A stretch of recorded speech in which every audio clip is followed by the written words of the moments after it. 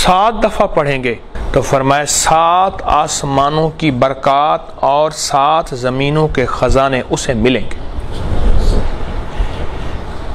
اللہ 7 آسمانوں کی برکات، برکات من السماوات والارض، اور 7 زمینوں کے خزانے اسے ملیں گے جو ہر کھانے اور پینے کے دوران 7 بار سورۃ فاتحہ ہر دفعہ بسم اللہ الرحمن الرحیم کے ساتھ پڑھے گا۔ 7 دفعہ سورۃ فاتحہ۔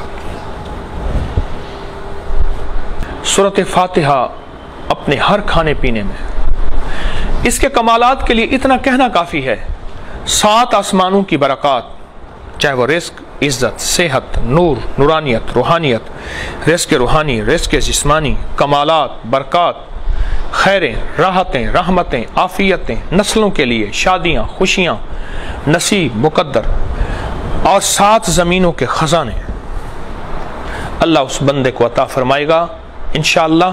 وکفا باللہ ولیم وکفا باللہ نصیرا، جو سورۃ فاتحہ 7 بار اپنے ہر کھانے اور پینے میں بسم اللہ الرحمن الرحیم کے ساتھ پڑھے گا، کوئی مشکل نہیں۔ وضو اس کے لیے شرط نہیں، پاکی ناپاکی اس کے لیے شرط نہیں، قبلہ رخ ہونا اس کے لیے شرط نہیں، کعبہ کا سایہ اس کے لیے شرط نہیں، کعبہ کا دروازے کے سامنے ہونا اس کے لیے شرط نہیں، صفا شرط نہیں، مروہ شرط نہیں، مزدلفہ شرط نہیں، عرفات شرط نہیں، مینا شرط نہیں، بیت المقدس کی چھت کے نیچے شرط نہیں۔